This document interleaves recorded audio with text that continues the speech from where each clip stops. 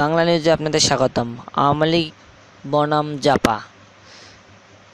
আওয়ামী লীগের জাতীয় সংসদ নির্বাচন ঘিরে রংপুর ৬টি আসনে মনোনয়ন প্রার্থী জোর শুরু করেছে। রংপুর ১, ২, ৩, ৪, ৫ ও ৬ সংসদীয় আসন ১৯, ২০, ২১, ২২, ২৩ ও ২৪ নির্বাচনী এলাকার রাজনৈতিক দলগুলোর পক্ষ থেকে চলছে ইফতার মাহফিল।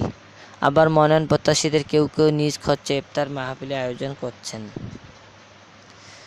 রংপুর ৬ পীরগঞ্জ আসনের আওয়ামী লীগ সভাপতি প্রধানমন্ত্রী শেখ হাসিনা এবার প্রতিদ্বন্দ্বিতা করবেন বলে স্থানীয় নেতারা নিশ্চিত করছে। অষ্টম সংসদ নির্বাচনে এই আসনে শেখ হাসিনা জাতীয় পার্টির প্রার্থীর কাছে সামান্য ভোটে পরাজিত হলেও নবম ও দশম সংসদ নির্বাচনের পর এমপি হন। তখন থেকেই এই আসনটি আওয়ামী লীগের দখলে। জাতীয় পার্টির ভাইস চেয়ারম্যান, উপজেলা সভাপতি, শিল্পপতি এম.এ. ফখর-উজ-জামান জাহাঙ্গীর, এছাড়া জেলা বিএনপির সদস্য অধ্যাপক মমতা উদ্দিন ও উপজেলা ছাত্রদলের সাবেক সভাপতি খাজা নূর খাজা খানের ধানের শীর্ষে মনোনয়ন পাওয়ার ব্যাপারে শতভাগ আশাবাদী। অন্যদিকে জামায়াত ঘোষিত মিঠাপুকুরিয়া উপজেলা নির্বাচিত হতে পারেন নাগরিক ঐক্য কেন্দ্রীয় সংসদ মোফাক্খারুল ইসলাম নবাব প্রার্থী বলে জানা গেছে। রংপুর ১ গঙ্গাচর আসন ৬ষ্ঠ থেকে ১০ম সংসদ সদস্য নির্বাচিত আওয়ামী লীগের ও জাতীয় পার্টির স্থানীয় কোনো নেতা প্রার্থী হতে পারেনি। রংপুর ৩ ও ৪ আসনের নেতারা প্রার্থী হতে এমপি নির্বাচিত হয়েছেন। এবার আওয়ামী লীগের সম্ভাব্য প্রার্থীর তালিকায় রয়েছে উপজেলা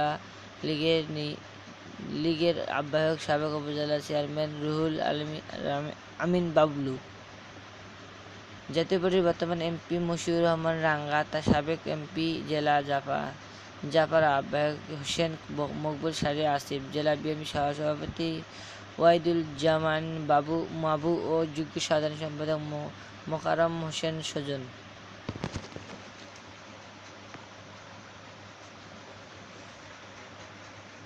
জাতীয় পার্টির আসাদুজ্জামান চৌধুরী শাবলু, বিএনপি উপজেলা সভাপতি ও সাবেক এমপি বিএনপি সাধারণ সম্পাদক কমল লোহানী এবং জেলা বিএনপি সাবেক এমপি মোহাম্মদ আলী সরকার মনোনয়ন প্রত্যাশা করছেন।